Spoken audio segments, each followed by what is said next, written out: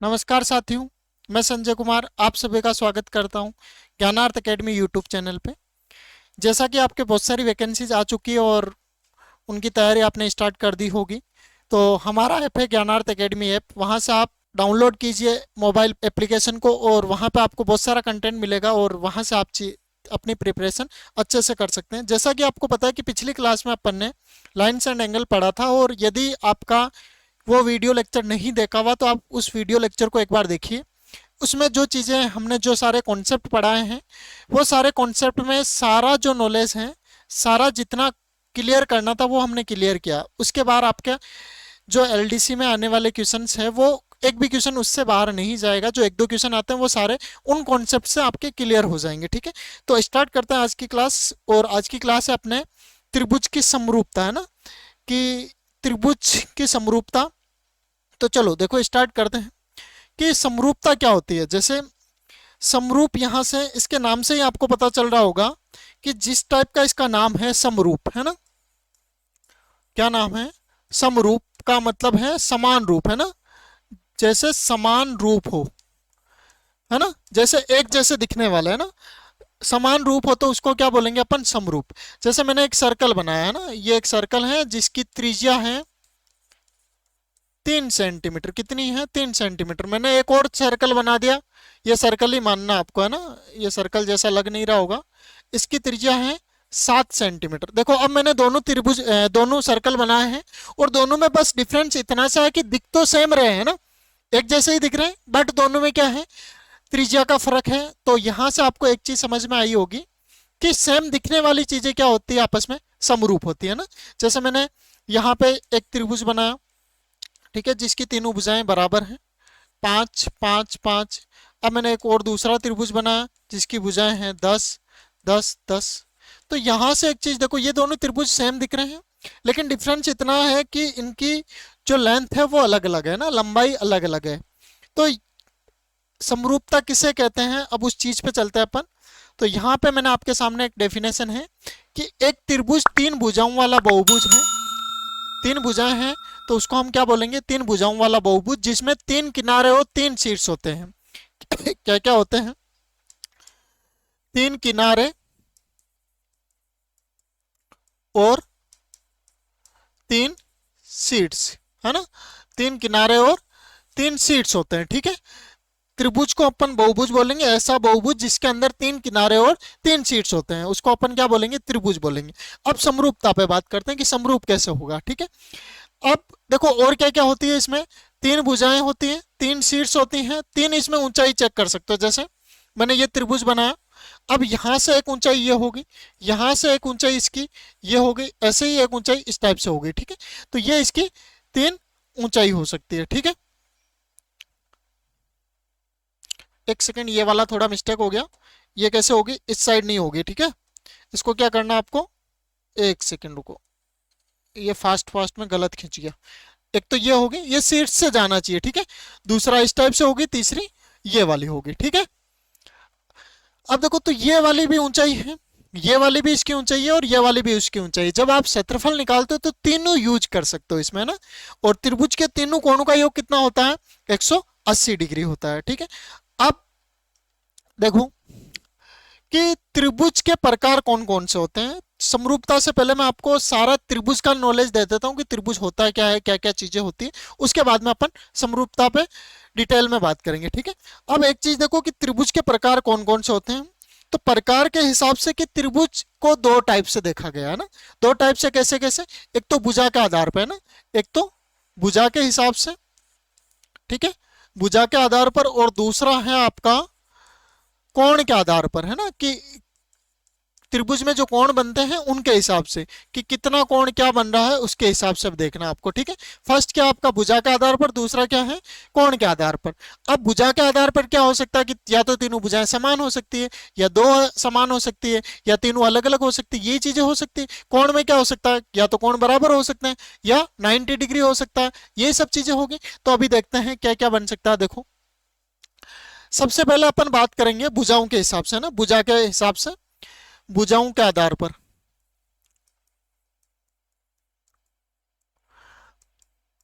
अब एक चीज देखो, इक्विलेटरल ट्रायंगल समबाहु त्रिभुज है ना, समबाहु, सम का मतलब होता है समान, बाहु मतलब भुजा, समान भुजाएं है ना, समबाहु का मतलब क्या होता है समान भुजाएं। ऐसा त्रिभुज जिसमें तीनों भुजाएं क्या हो, समान हो, क्या हो, तीनों भुजाएं यदि समान हो तो उसको हम क्या बोलेंगे, समबाहु त्रिभुज है ना। यदि ऐसा कोई त्रिभुज है जिसके अंदर तीनों भुजाएं समान हैं तो उसको हम बोलेंगे समबाहु त्रिभुज। जैसे ये भुजा भी 5 है, ये भी 5 है, ये भी 5 है, तो ये क्या बन गया आपका समबाहु त्रिभुज। अब दूसरी चीज, समबाहु त्रिभुज का जो प्रत्येक कोण होता है वो कितने डिग्री का होता है, 60 डिग्री का होता है। कितने डिग्री का होता है, 60 डिग्री का होता है। और ये 60 डिग्री का क्यों होता है, क्योंकि देखो जो आपके कोण है तीनों कोणों का योग कितना होता है, अंत्य कोणों का योग होता है 180 डिग्री। अब तीनों कोणों का योग 180 डिग्री है और तीनों भुजाएं क्या है, समान है, तो ये जो कोणों का जो योग है तीनों में बराबर सेपरेट बंट जाएगा। तो कितने कितने डिग्री बंटेगा, 60 60 डिग्री। कितने कितने डिग्री बंटेगा, 60 60 डिग्री। ठीक है, तो ये हो गया अपना समबाहु त्रिभुज। समबाहु त्रिभुज में दो चीजें आपको ध्यान रखते हैं, तीनों भुजाएं समान होती हैं और प्रत्येक कोण कितने कितने डिग्री का होता है, 60 60 डिग्री का होता है। ठीक है, अब दूसरा होता है आइसोसेल्स ट्रायंगल जो समद्विबाहु त्रिभुज कहते हैं, है ना। समद्विबाहु का मतलब होता है दो भुजाएं समान, क्या होता है, दो भुजाएं समान। ऐसा त्रिभुज जिसमें दो भुजाएं समान हो तो उसको बोलेंगे समद्विबाहु त्रिभुज। और क्या चीजें समान होगी, दो कोण भी समान होंगे, जो भुजाएं समान होगी उसके साथ बनने वाले कोण भी समान होंगे। जैसे देखो ये एक मैंने त्रिभुज बनाया, ठीक है, यहाँ पे ए है, यहाँ पे बी है और यहाँ पे सी है। तो ये भुजा ए बी किसके बराबर है, ए सी। इसका मतलब है कि ए बी किसके बराबर है, ए सी के बराबर। तो ये जो कोण बन रहा है इस कोण को यदि मैं थीटा मान लेता हूं तो ये जो दोनों कोण है ये आपस में क्या होंगे, बराबर होंगे। क्या होंगे, दोनों बराबर होंगे। ठीक है, ये आपको ध्यान रखना है। अब दूसरी चीज देखो, विषमबाहु त्रिभुज है ना। दो ट्रायंगल आपने पढ़ चुके हैं, समबाहु और समद्विबाहु। समबाहु में तीनों भुजाएं समान, समद्विबाहु में दो भुजाएं समान। ठीक है, अब विषमबाहु में क्या होता है, तीनों भुजाएं क्या होगी, असमान। ये नाम है आपके विषमबाहु। क्या है, विषमबाहु त्रिभुज। विषमबाहु त्रिभुज जिसमें तीनों भुजाएं क्या असमान हो और तीनों असमान कोण, तीनों भुजाएं असमान, असमान और तीनों कोण भी असमान।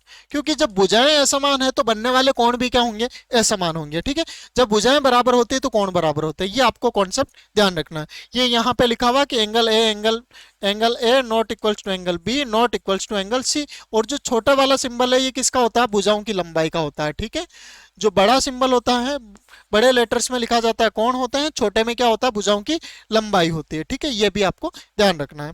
अब एक चीज देखो, अब है आपके कोण के आधार पर, किसके हिसाब से, अभी जो अपन पढ़ रहे थे वो आपका था भुजाओं के आधार पर, अब है अपने कोण के आधार पर। तो कोण के आधार पर देखो कौन कौन से कोण हो सकते हैं। अपन लाइन्स एंड एंगल वाला पढ़ा था, जिनका लाइन्स एंड एंगल वाला चैप्टर नहीं पढ़ा हुआ, जो वीडियो दोनों नहीं देखे हुए, वो आपको पहले देखने चाहिए। उसमें सारे कॉन्सेप्ट है लाइन्स एंड एंगल के, कौन कौन से कोण होते हैं। अब देखो, एक होता है न्यून कोण त्रिभुज, जिसको बोलते हैं इंग्लिश में एक्यूट एंगल ट्रायंगल। कौन सा बोलते हैं, एक्यूट एंगल ट्रायंगल। न्यून कोण, न्यून कोण का मतलब होता है 90 डिग्री से छोटा, है ना, 90 डिग्री से छोटे को बोलते हैं न्यून कोण। ठीक है, अब ऐसा त्रिभुज जिसके तीनों एंगल मतलब तीनों कोण क्या हो, तीनों कोण यदि न्यून कोण हो, तीनों कोण यदि 90 डिग्री से छोटे हो तो उसको हम क्या बोलेंगे, न्यून कोण त्रिभुज, है ना। जिसके तीनों एंगल 90 डिग्री से छोटे हो तो उसको हम क्या बोलेंगे, न्यून कोण त्रिभुज, है ना। अब दूसरा है राइट एंगल ट्रायंगल, समकोण त्रिभुज, है ना। समकोण त्रिभुज का मतलब होता है जिसका एक एंगल कितने डिग्री का हो, 90 डिग्री का, है ना। ऐसा त्रिभुज जिसमें एक एंगल 90 डिग्री हो, एक कोण कितना हो, 90 डिग्री। और जो दूसरे दो कोण होंगे उन दोनों का योग कितना होगा, 90, क्योंकि टोटल जो तीनों कोणों का योग होता है वो कितना होता है आपका, 180 डिग्री। ठीक है, ये आपको छोटी सी चीज ध्यान रखनी है। न्यून कोण त्रिभुज में क्या होता है, तीनों कोण तीनों कोण 90 डिग्री से छोटे होते हैं। दूसरा समकोण त्रिभुज में एक कोण होता है 90 डिग्री, बाकी दोनों जो बचे हुए कोण है उन दोनों का योग कितना होता है, 90 डिग्री, है ना। ये आपका सिंपल सा ध्यान है। और 90 डिग्री वाले जो एंगल होते हैं उसको राइट एंगल भी बोलते हैं अपन, समकोण भी बोलते हैं। ये भी आपको ध्यान रखना है। अब देखो नेक्स्ट चीज है आपकी कि अधिक कोण त्रिभुज, है ना। अधिक कोण का त्रिभुज का मतलब यह होता है कि इस टाइप का त्रिभुज जिसका एक कोण कितना हो, 90 डिग्री से ज्यादा हो, एक कोण कितना हो, 90 डिग्री से ज्यादा हो, है ना। यदि एक कोण आपका 90 डिग्री से बड़ा हो, एक कोई भी कोण 90 डिग्री से बड़ा हो, तो उसको हम बोलेंगे अधिक कोण त्रिभुज। क्या बोलेंगे? अधिक कोण, है ना, अधिक कोण त्रिभुज।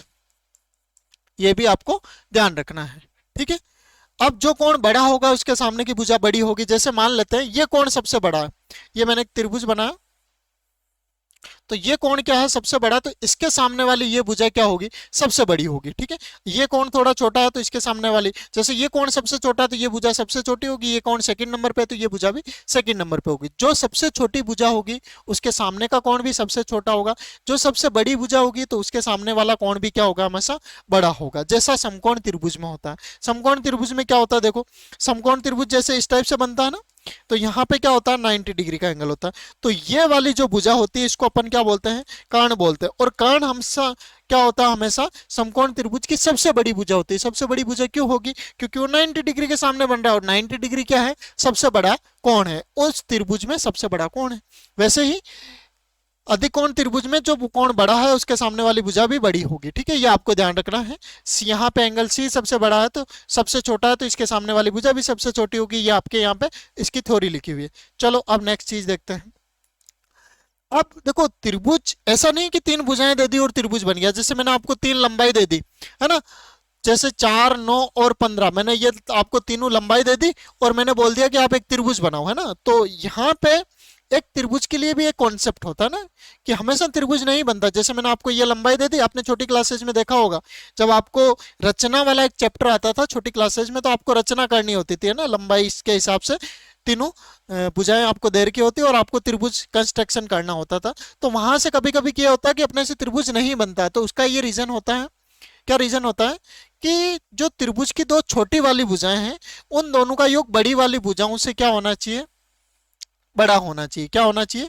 बड़ा होना चाहिए। अब देखो, यहाँ पे 9 और 4 कितना हो रहा? 13 ही हो रहा, लेकिन वो 13 तो क्या है? 15 से छोटा है। तो फर्स्ट वाला त्रिभुज क्या है? संभव नहीं है। सेकंड वाले में भी है 5, 10, 15, तो ये तो बराबर ही हो रहा है। 5 और 10 कितना है? 15 हो रहा है, और ये थर्ड वाली भुजाएं भी 15 है। तो क्या है? इन दोनों का जोड़ बड़ा होना चाहिए, तब त्रिभुज बन सकता है। अब जैसे थर्ड में आपको एग्जाम्पल दे रखा है 7, 12, तो 7 और 12 कितने होते हैं आपके? 19 होते हैं ना। तो ये 15 से बड़ा है, तो ये एक 7, 12 और 15 ये भुजाओं का एक त्रिभुज बन सकता है। अब आपको एक चीज समझ में आ गई होगी छोटी सी, कि त्रिभुज बनाने के लिए 3 भुजाएं होनी चाहिए। उन तीनों भुजाओं की लंबाई ऐसे होनी चाहिए कि दो जो छोटी वाली भुजा है उन दोनों का जोड़ बड़ी वाली भुजा से क्या होना चाहिए? बड़ा होना चाहिए, तभी आपका त्रिभुज बन सकता है, नहीं तो त्रिभुज नहीं बनेगा, है ना। अब देखो और क्या क्या चीजें हैं। अब अपन पाइथागोरस प्रमेय पे बात करते हैं ना, जो आपने पढ़ते हो समकोण त्रिभुज के अंदर। कौन से त्रिभुज में? समकोण त्रिभुज में, है ना। समकोण त्रिभुज में क्या होता है? एक कोण होता है 90 डिग्री, ठीक है। ये कोण हो गया 90 डिग्री, इसको हम बोलते हैं कर्ण। ये हो गया आपका आधार, ये हो गया आपका लंब, ठीक है। तो क्या होता है कि कर्ण का स्क्वायर होता है आपका आधार स्क्वायर प्लस लंब के स्क्वायर के बराबर। क्या होता है? कर्ण का स्क्वायर होता है आधार स्क्वायर प्लस लंब स्क्वायर के बराबर, ठीक है। ये आपको पाइथागोरस थ्योरम ध्यान रखनी है, ठीक है। अब इसमें आपको जब दो चीजें दे रखी होती तो आप तीसरी चीज निकालते हो। जैसे 3, 4, 5, जैसे ये 5 दे रखा है और ये 3 दे रखा है, तो ये 5 का स्क्वायर माइनस 3 का स्क्वायर, तो ये हो गया 9, 25 माइनस 9 बचा आपका 16, 16 का रूट हो जाएगा 4, तो ये आपके 4 निकलेगा। तो आपको हमेशा ऐसे नहीं निकालना, कुछ चीजें आपको याद रखनी है ना। याद क्या रखना है? यदि आपकी 3, 4 और 5 है, ये आपको इसको बोलते हैं ट्रिपलेट, है ना। क्या बोलते हैं? ट्रिपलेट्स, त्रिक बोलते हैं ना। तो पाइथागोरस त्रिक है ये। तो यदि आपको ये याद है, तो अब इनको यदि मैं गुणा करके भी लिखता हूं, जैसे मैंने सबको किससे गुणा कर दिया? 2 से गुणा कर दिया, है ना। 2 से गुणा कर दिया या 4 से गुणा कर दिया, तो ये जो नया बनने वाले भी होगा वो भी क्या होगा? एक ट्रिपलेट होगा। जैसे 6, 8 और 10, तो ये भी क्या होगा? एक, ये लंब हो गया, ये आधार हो गया, ये कर्ण हो गया, ठीक है। तो ऐसे आप एक दो याद कर लेते हो तो बाकी सारी चीजें आपको थोड़े थोड़े धीरे धीरे आपको जब एग्जाम में क्वेश्चंस करोगे तो पता चलता रहेगा ना। जैसे मैंने आपके कुछ ट्रिपलेट लिखवा रखे हैं, ये आपको याद रखने हैं। फर्स्ट 3 4 5 5 12 13 7 24 25, तो ये आप इनको याद भी रख सकते हो, ठीक है। तो याद रखोगे तो थोड़ा बेटर रहेगा। बाकी आपको यदि इस टाइप से याद है, जैसे 3 4 5 का पता है कि ये एक ट्रिपलेट होता है, ये आधार होता है, ये लंब होता है, ये कर्ण होता है, तो इसको 2 से 3 से 4 से गुणा करने पे जो नया ट्रिपलेट बन रहा है वो भी अपने आप में क्या होता है, पाइथागोरस प्रमेय को फॉलो करेगा, ठीक है। ये आपको छोटा सा कॉन्सेप्ट है, ये आपको पता रखना है, ठीक है। और ये बहुत यूजफुल होगा आपको, क्योंकि पाइथागोरस के क्वेश्चंस या पाइथागोरस प्रमेय बहुत जगह त्रिभुज वाले में अपने बहुत जगह यूज होता है ना। चलो अब नेक्स्ट चीज देखते हैं। अब नेक्स्ट है आपके कि बाहरी कोणों विपरीत आंतरिक कोणों के योग के बराबर होता है। जैसे मैंने आपको पिछली क्लास में भी ये चीज बताई थी कि जैसे इस टाइप से एक त्रिभुज बना हुआ है, ठीक है, तो इसकी एक भुजा को बढ़ाने से ये जो कोण बन रहा है इसको अपन बोलेंगे एक्सटीरियर एंगल, बाहरी कोण, ठीक है। और ये जो होंगे ये क्या होंगे, आंतरिक कोण है। अंदर के दो कोणों का योग बाहरी कोण के बराबर होता है। जैसे यदि मैं इसको मान लेता हूं अल्फा और इसको मान लेता हूं बीटा, तो ये जो कोण होगा ये कितना होगा, अल्फा प्लस बीटा होगा। कितना होगा, अल्फा प्लस बीटा। और सभी जो बाहरी कोण है उनका योग कितना होता है, 360 डिग्री होता है, ठीक है। सभी बाहरी कोणों का योग कितना होता है, 360। ये जब आप तीनों भुजाओं को ऐसे बढ़ा दोगे तो, ठीक है। तो ये भी आपको ध्यान रखना है कि दो आंतरिक कोणों का योग बाहरी कोण के बराबर होता है त्रिभुज में। इस पे आपके क्वेश्चंस भी बनते हैं, ठीक है। अब नेक्स्ट देखो, नेक्स्ट है आपके कि कोण कौन कौन से हो सकते हैं, ठीक है, कोण के प्रकार क्या क्या है। तो फर्स्ट है आपका न्यून कोण। न्यून कोण अभी अपन पढ़ क्या है, जो 90 डिग्री से छोटा होता है, 0 डिग्री से लेके 90 डिग्री के बीच का, है ना। न्यून कोण हो गया अपना, कितना हो गया, 0 से बड़ा और 90 से छोटा, इसको क्या बोलेंगे हम, न्यून कोण बोलेंगे, ठीक है। अब दूसरा आता है समकोण। समकोण कितने डिग्री का होता है, यदि कोई कोण 90 डिग्री के बराबर है ना, यदि कोई कोण 90 डिग्री के बराबर है तो उसको क्या बोलेंगे हम, समकोण बोलेंगे। फिर तीसरा आता है आपके अधिक कोण। अधिक कोण भी अभी हम पढ़ के आए थे त्रिभुज में। अधिक कोण में क्या होता है कि यदि कोई कोण 90 डिग्री से बड़ा हो, 90 डिग्री से बड़ा हो और किससे छोटा हो, 180 डिग्री से, तो उसको क्या बोलेंगे अपन, अधिक कोण, है ना। अब एक होता है स्ट्रेट लाइन एंगल या सरल रेखीय कोण। सरल रेखीय कोण, तो इसका मतलब ये होता है स्ट्रेट लाइन में, जैसे ये एक सीधी रेखा बन रही है तो यहाँ पे कितने डिग्री का कोण बनता है, 180 डिग्री का। ये हमने आपको लाइन्स एंड एंगल वाली में सारी चीजें बताई है ना। अब एक होता है रिफ्लेक्स एंगल। रिफ्लेक्स एंगल का मतलब ये है, जैसे मैंने यहाँ पे ये एंगल बना रखा है, ये थीटा बना रखा है, ठीक है। तो ये जो बाहर बनने वाला कोण है ये इसका क्या है, रिफ्लेक्स एंगल। और आपको ये पता है कि इस पॉइंट के चारों तरफ कितने डिग्री का कोण बनता है, 360 डिग्री का। अब 360 में से यदि ये 60 डिग्री है तो ये बाकी बचा हुआ कोण कितने डिग्री है, 300 डिग्री। क्या किया अपन ने, 360 में से 60 को माइनस कर दिया, तो ये हो गया अपना 300 डिग्री, ठीक है। तो ये भी आपका रिफ्लेक्स कोण होगा। और रिफ्लेक्स कोण जो होता है वो 180 डिग्री से बड़ा और 360 डिग्री से छोटा होता है ना। दूसरी चीज अब है आपके कंप्लीट एंगल, पूर्ण एंगल। तो वो आपके जो 360 डिग्री का बनता है एक पॉइंट पे, जो उसको क्या बोलेंगे अपन, कंप्लीट एंगल बोलेंगे, पूरा एक कोण बोलेंगे, ठीक है। सबसे पहले न्यून कोण जो 90 डिग्री से छोटा हो, 0 से बड़ा हो, उसको न्यून कोण, ठीक है। फिर आपके समकोण, समकोण 90 डिग्री के बराबर हो तो उसको अपन समकोण बोलेंगे। अधिक कोण मतलब 90 डिग्री से बड़ा और 180 से छोटा, है ना। और सरल रेखीय कोण या सीधा कोण, रेखीय कोण तो वो क्या होगा, एक लाइन जो स्ट्रेट लाइन होती है उस पे बनने वाला कोण 180 डिग्री का, है ना।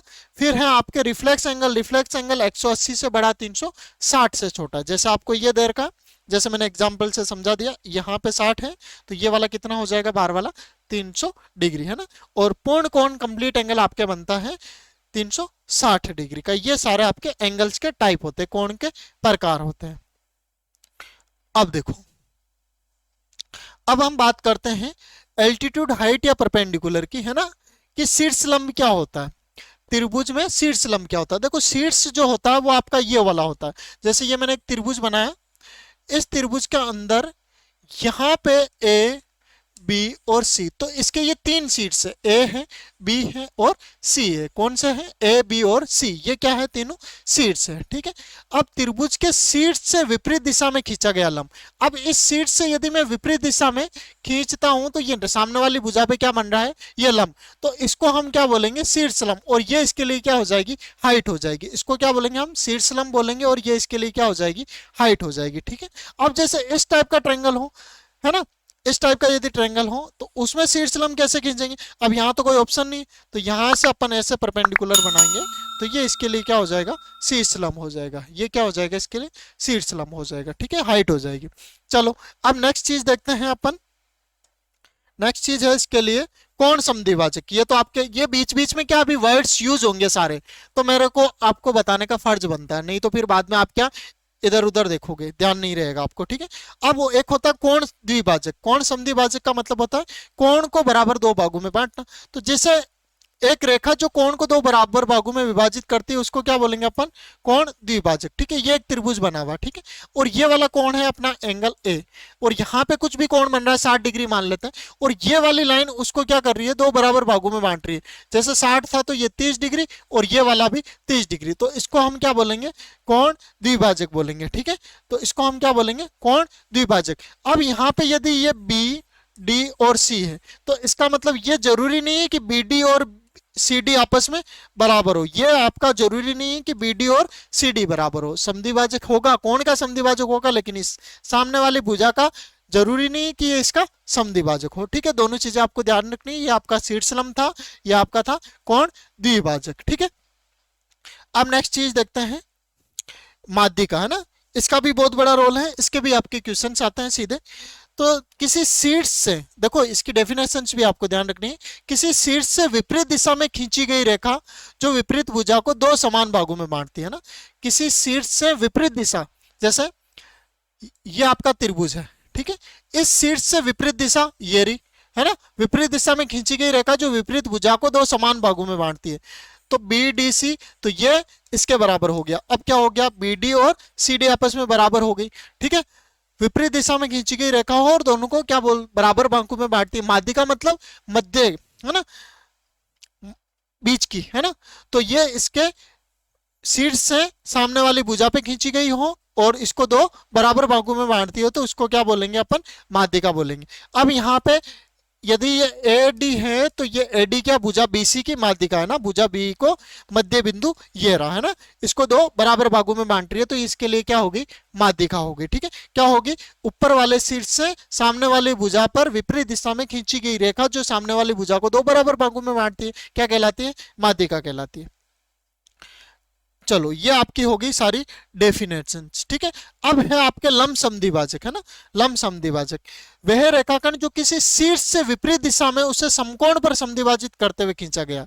जैसे आपने ये एक ट्रायंगल बनाया, अब किसी शीर्ष से मैं यहां से एक रेखा ऐसी खींचता हूं जो सामने वाली भुजा को समकोण पर काटे और समद्विभाजित भी करे ना। समकोण पर समद्विभाजित करते हुए खींचा गया हो। इसका मेन कॉन्सेप्ट क्या है? समकोण पर समद्विभाजित करना चाहिए, मतलब बराबर भागों में भी बांट रहा है और उसको क्या कर रहा है? समकोण पर समद्विभाजित कर रहा है। तो उसको हम क्या बोलेंगे? लंब समद्विभाजक। क्या बोलेंगे? क्या बोलेंगे उसको? लंब समद्विभाजक। लंब समद्विभाजक। ठीक है। ये होता आपके जैसे किसी शीर्ष से सामने वाली भुजा को समान दो भागों में बांटना भी है और 90 डिग्री के कोण पे बनाना है। ठीक है। 90 डिग्री का कोण भी बन रहा है तो उसको हम क्या बोलेंगे? समद्विभाजक। ठीक है। और जो ऐसे तीन ऐसे बनाएंगे तो जो ये बीच में जो कट हो रहा है इसको हम क्या बोलेंगे? परिकेंद्र। क्या बोलेंगे? परिकेंद्र। इसकी भी तीनों के बारे में बात करेंगे, लंब केंद्र, अंतकेंद्र और परिकेंद्र। वो शायद नेक्स्ट क्लास में होगा क्योंकि वो नेक्स्ट क्लास के लिए मैंने रखा है। ठीक है। अब होता है आपके त्रिभुज का क्षेत्रफल। जैसे आपको कोई ट्रायंगल है तो उसके लिए त्रिभुज जो बन रहा है उसका क्षेत्रफल क्या होता है? तो एक सिंपल सा फॉर्मूला तो आप लोगों को सबको याद है। क्या होता है? 1/2 बेस इंटू हाइट, है ना। 1/2 आधार इंटू ऊंचाई। क्या है? 1/2 आधार इंटू ऊंचाई। जैसे ये आपका कोई त्रिभुज है, इसकी ये ऊंचाई h है, ये इसका आधार है, ये आधार हो गया, ये आपकी इसकी ऊंचाई होगी। तो जो 1/2 इंटू आधार इंटू ऊंचाई, जो रिजल्ट निकलेगा वो इसका क्या हो जाएगा, क्षेत्रफल हो जाएगा। ठीक है। अब दूसरा, यदि आपको इस टाइप से नहीं दे रखा हो आधार ऊंचाई, तीनों भुजाओं की लंबाई दे रखी है, तो आपको क्या करना है, ठीक है, तीनों भुजाएं अलग अलग हो, ऐसा भी कुछ हो सकता है। तो आपको पहले निकालना है अर्ध परिमाप। ठीक है। एस होता है आपका अर्ध परिमाप, तीनों को जोड़ के फिर 2 का भाग देते हैं, तो ये होता है अर्ध परिमाप। और फिर इसको बोलते हैं हीरोन का formula, S bracket S minus A, S minus B और एस माइनस सी। तो यहां से जो एरिया निकलेगा ये भी क्या होगा, आपके त्रिभुज का एरिया हो जाएगा। ठीक है। इस पे भी अपन डिटेल में बात करेंगे, अभी आपको मैंने फॉर्मूला बताया ओनली। ठीक है। इसमें फिर नेक्स्ट क्लास में अपन डिटेल पे बात करेंगे। अभी जो है ये आपको ओनली कॉन्सेप्ट बता रहे हैं, फिर जो इन पे क्वेश्चन होंगे वो मैं नेक्स्ट क्लास में आपके लिए लेकर आऊंगा। ठीक है।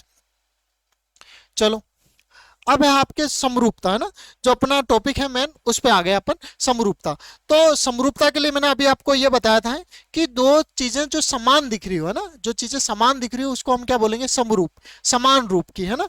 तो यहाँ पे त्रिभुजों के लिए बात कर रहे हैं, दो त्रिभुज समरूप होते हैं यदि उनकी संगत भुजाओं का अनुपात समान हो और संगत कोणों के युग्म समान हो, है ना।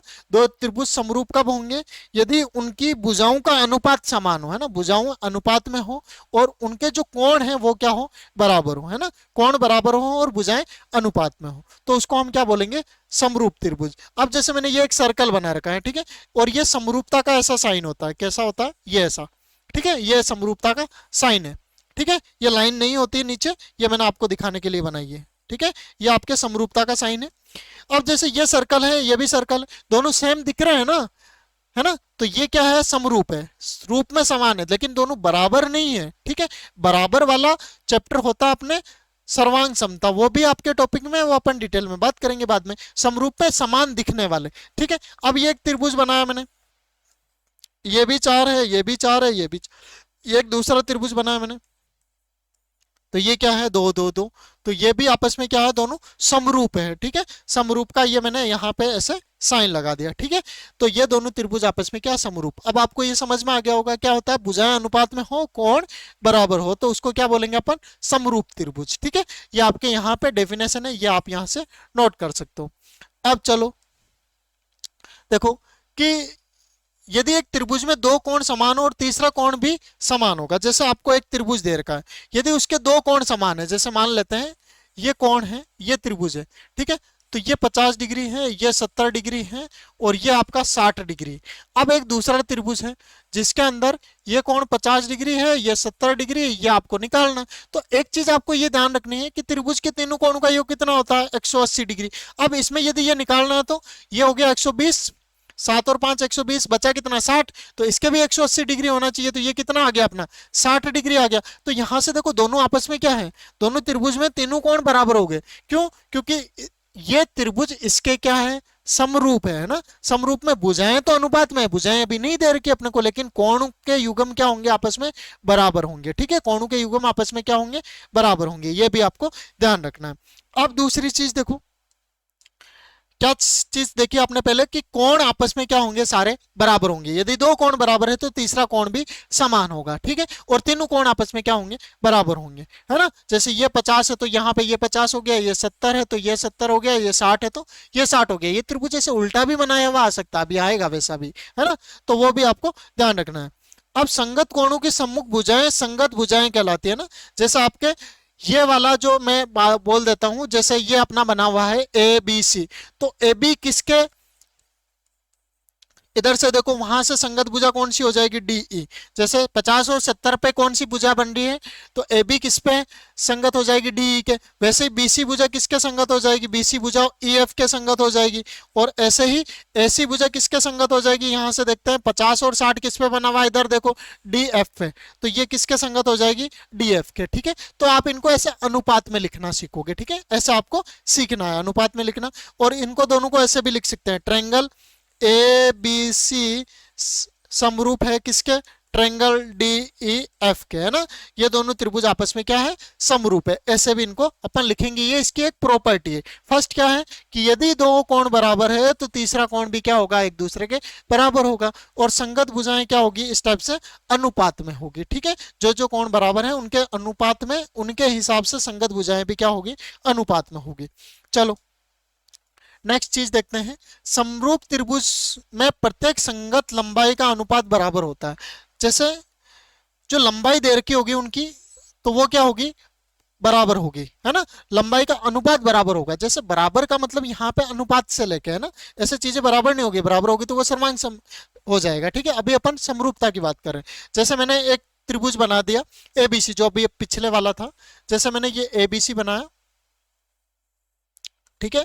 अब एबीसी की हाइट मान लेते हैं ये h1 है। ऐसे ही मैंने इधर क्या बनाया, पी क्यू आर, ठीक है। तो ये जो दोनों त्रिभुज है ये आपस में क्या है, समरूप है। तो इनका जो क्षेत्रफल है वो भी क्या होगा, रेशियो में होगा। रेशियो में कैसे होगा, जैसे आपको ये ध्यान रखना, area of ABC upon area of DEF, तो हाफ अपॉन जो आधार है वो अनुपात में है, ऊंचाई भी क्या है, अनुपात में है, तो क्या जो होगा क्षेत्रफल भी क्या होगा, अनुपात में होगा। ठीक है, संगत।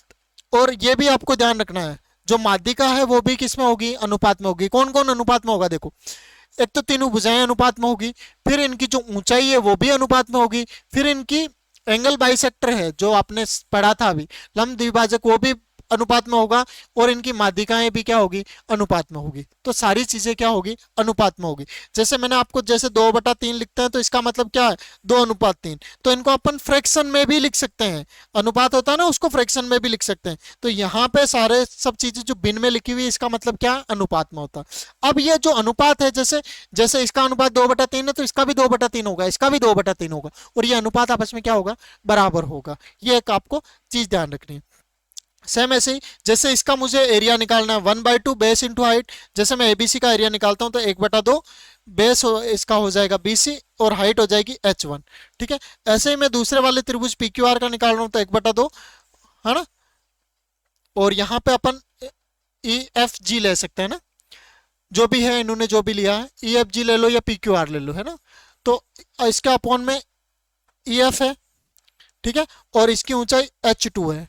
तो यहां से ये सारी चीजें आपस में कैंसिल हो जाएगी, ये आप रेशियो में है तो यहां से क्या बन जाएगा, जो बीसी है और ईएफ क्या है आपस में, और इनका स्कोर क्यों बनेगा, इनका स्कोर भी आपस में क्या होगा, रेशियो में होगा। ठीक है, और इस पे आपके डायरेक्ट क्वेश्चन आएगा, जो क्षेत्रफल होगा वो किसके रेशियो में होगा, भुजाओं के रेशियो के स्क्वायर के इक्वल में होगा। ठीक है, इस पे जैसे आपको 16/25 दे दिया तो यहां से आपको क्या निकालना है, डायरेक्ट 16 का रूट हो गया 4, 25 का कितना हो गया 5। ये भी आपको कॉन्सेप्ट ध्यान रखना है। ठीक है, संगत लंबाई के वर्ग का अनुपात के बराबर होता है। ठीक है, जो आपके लंबाई दे रखी है उनके वर्ग के अनुपात के बराबर होता है। ये तो आपके सारी चीजें क्या थी, भुजाएं थी, जो भी अपन यहाँ पे देखो ये रिसेम, इनका स्क्वायर किसके बराबर है, इसके क्षेत्रफल के बराबर हो गया। ठीक है, अब क्षेत्रफल दे रखा और आपको भुजाएं निकालनी हो तो क्या करना, उनका रूट निकालना है, और भुजाएं दे रखी और क्षेत्रफल निकालना है तो डायरेक्ट क्या करना है, आपको स्क्वायर करना है। ठीक है, ये आपको छोटा सा कॉन्सेप्ट ध्यान रखना है। अब देखो थेल्स पर में, ये अपने एक मैथमेटिशियन थे, इनकी एक थ्योरम थी, है ना, थेल्स पर में, ये भी आपको ध्यान रखना है। थेल्स पर में इन्होंने क्या कहा था कि यदि एक त्रिभुज की भुजा के समांतर एक रेखा खींची जाए, जैसे ये एक त्रिभुज बना हुआ है, देखो समझो, ये एक त्रिभुज बना हुआ है, इस त्रिभुज में जैसे मैंने ये लिया ए बी सी, ठीक है, इस भुजा के समांतर मैंने एक रेखा खींची। ठीक है, इस भुजा के समांतर एक रेखा खींची जाए जो अन्य दो भुजाओं को समान अनुपात में विभाजित करेगी। जैसे यहाँ पे यदि मैं डी ई लूं तो इसका मतलब ये हुआ कि जो एडी का जो अनुपात है किसके साथ में, डीबी के साथ में, जितना अनुपात ये है उतना का उतना क्या होगा, ए ई का अनुपात होगा ईसी के साथ में, है ना। जैसे ये है 2, ये 4 है, तो ये भी 3 और 6 होनी चाहिए, उसी रेशियो में होनी चाहिए। जैसे इसका रेशियो 1/2 बन रहा है तो इसका भी रेशियो क्या बनना चाहिए, 1/2। और दूसरी चीज जो डी ई है वो किसके समांतर होगी, बीसी के समांतर होगी। ये आपके बहुत इंपॉर्टेंट थ्योरम है, इसको आपको ध्यान रखना है, ये सब जगह यूज होगी, बहुत सारे क्वेश्चन इससे अपने सोल्व होंगे। तो यहां से जो दोनों त्रिभुज बन रहे हैं, एक तो त्रिभुज बन रहा है आपका त्रिभुज ए डी ई, दूसरा त्रिभुज क्या बन रहा है, ए बी सी, बड़ा वाला त्रिभुज, है ना, छोटा वाला त्रिभुज और बड़ा वाला त्रिभुज। देखो एक तो ये बन रहा है और दूसरा ये त्रिभुज बन रहा है, तो ये दोनों त्रिभुज आपस में क्या होंगे, सर्वांग समरूप होंगे। ठीक है, अभी सर्वांग सम नहीं पढ़ रहे अपन। दूसरी चीज, सर्वांग सम के अलग कॉन्सेप्ट होते हैं। तो यहां से देखो, अब जो एडी का जो रेशियो है वो किसके साथ में लेंगे अपन, एडी को लेंगे अपन इधर से देखो एडी के अपॉन में लेंगे अपन ए बी को, ठीक है। एडी के साथ में ये ऊपर वाला त्रिभुज, ये बड़े त्रिभुज के साथ में भुजा ले ली। देखो ये मैंने वापस से ये छोटा त्रिभुज इधर बना देता हूं, ए डी ई। तो एडी का रेशियो बड़े वाले त्रिभुज ए बी के साथ में।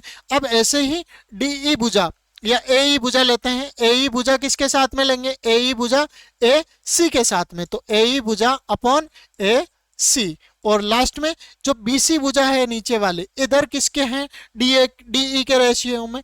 तो डी ई के रेशियो में अपन लेंगे बी सी भुजा, ठीक है। इस टाइप से आप इनको ले सकते हो, ठीक है।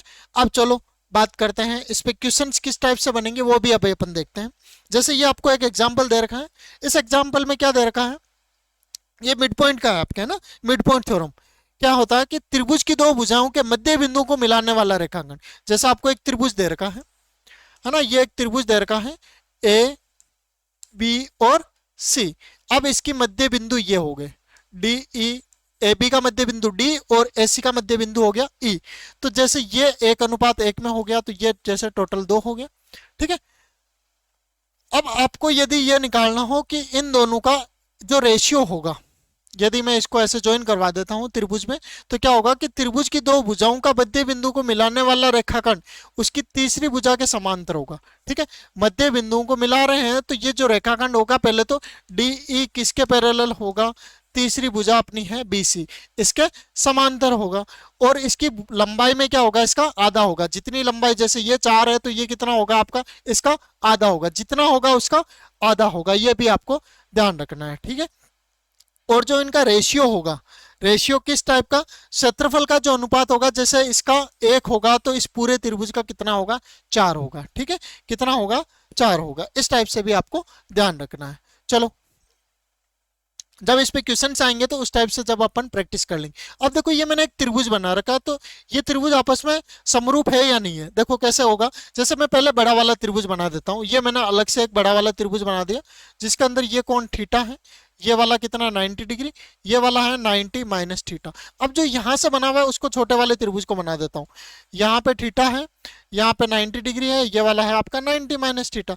तो यहाँ से एक चीज देखो, ये इसके इक्वल, ये वाला इसके इक्वल, ये वाला इसके इक्वल। तो तीनों कोण जब आपस में बराबर है तो ये दोनों त्रिभुज आपस में क्या है? समरूप है। क्या है? दोनों त्रिभुज आपस में समरूप है। तो ये आपके सिमिलरिटी की पहचान ऐसे करते हैं अपन, है ना।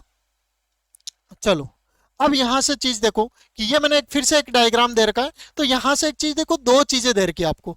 तो यहां से देखो ये जो कोण बन रहा है, जैसे दो लाइन जब ऐसे इंटरसेक्ट करती है तो ये वाला कोण इसके बराबर होगा। तो ये वाला जो कोण बन रहा है, ये वाला तो इसके बराबर हो गया। तो ये दोनों तो आपस में बराबर हो गए। दूसरी चीज, ये जो एंगल डी है, डी किसके बराबर है? बी के। एंगल डी किसके बराबर है? एंगल बी के। और एंगल सी है वो किसके बराबर है? एंगल ए के। तो एंगल सी किसके बराबर है? एंगल ए के। तो तीनों कोण यहाँ पे आपस में क्या है? बराबर है। इसका मतलब क्या हुआ कि ये जो त्रिभुज ए ओ बी है वो किसके समरूप है? त्रिभुज सी ओ डी के, है ना। तीनों पैर है जो कोणों के, वो क्या आपस में बराबर है, ठीक है। तो ये इस टाइप से तीनों त्रिभुज क्या हो गए? आपस में बराबर हो गए। अब ये आपको एक चीज ध्यान रखनी है, इस पर डायरेक्ट भी क्वेश्चन पूछे जाते हैं, तो आपको ये छोटा सा कॉन्सेप्ट एक पता होना चाहिए। जैसे एक त्रिभुज बना हुआ है ए बी सी, ठीक है। ये अपना त्रिभुज है ए बी और सी। अब आपको तीनों भुजाओं के मध्य बिंदु लेने हैं। ये इस भुजा का मध्य बिंदु है और ये इस भुजा का मध्य बिंदु है, ये इस भुजा का। तो इनको मिलाने पे एक नया त्रिभुज बनता है। त्रिभुज बन गया आपका पी क्यू आर, ठीक है। अब जो पी क्यू आर जो बना है, तो इसमें क्या हुआ, जो इसका एरिया होगा, है ना, तो इसका टोटल एरिया है उसका कितना होगा? 1/4 होगा। जो पी क्यू आर का एरिया होगा, पी क्यू आर का, ए आर का मतलब है यहाँ पे area of triangle P Q R, तो वो कितना होगा? 1/4 into area of ABC. ABC त्रिभुज का चौथा पार्ट होगा, ठीक है। जैसे पूरे का 16 है तो इसका कितना हो जाएगा? 4 हो जाएगा। और इस पे डायरेक्ट आप पे क्वेश्चन पूछे जाते हैं, तो ये आपको छोटा सा कॉन्सेप्ट ध्यान रखना है, ये इंपॉर्टेंट है, मोस्ट इंपॉर्टेंट है, ठीक है। और इसका जो पेरीमीटर होगा वो कितना होगा? टोटल का हाफ होगा, ठीक है। जो इसका परिमाप होगा, वो जो परिमाप होगा वो हो जाएगा आपका परिमाप ऑफ पी क्यू आर बराबर हाफ ऑफ परिमाप एबीसी, एबीसी का कितना होगा, हाफ होगा। परिमाप के बारे में भी पूछ लेते हैं आपसे, तो परिमाप कितना होगा इसका, आधा होगा। ठीक है, दोनों चीजें सीख ली। यदि जो एरिया होगा वो तो 1/4 होगा और परिमाप कितना होगा, आधा होगा इसका। तो ये चीज आपके थी। अब आपके हैं इस पे अपन क्वेश्चंस करेंगे, तो वो सारे क्वेश्चंस अपन नेक्स्ट क्लास में करेंगे। तब तक आप हमारे साथ बने रहिए और ये सारे कॉन्सेप्ट उसमें यूज होंगे। यदि आपको सारे कॉन्सेप्ट याद हैं तो आप नेक्स्ट क्लास अटेंड कर सकते हो। बिना कॉन्सेप्ट के आपको फिर दिक्कत होगी, क्योंकि वहां पे अपन ओनली क्वेश्चंस लेके चलेंगे ना, सारे क्वेश्चंस पे बात करेंगे। तो क्वेश्चंस के लिए कॉन्सेप्ट पता होने चाहिए। मैथमेटिक्स में क्या होता है कि सारे क्वेश्चंस करने के लिए आपको कॉन्सेप्ट पता होने चाहिए। बाकी जो अर्थमेटिक होती है उसमें इतने कॉन्सेप्ट का नहीं होता जरूरी। जो एडवांस है उसमें क्या होता है, हर एक चीज में, जैसे अभी कोई ट्रायंगल का डायग्राम आ गया तो वहां पे कॉन्सेप्ट जरूरी होगा कि कौन सा कॉन्सेप्ट यूज करने से इस क्वेश्चन को सोल्व कर सकते हैं। तो आपको सारे कॉन्सेप्ट पढ़ के आना है, फिर अपन बात करेंगे। तो मिलता है नेक्स्ट क्लास में, तब तक के लिए थैंक यू।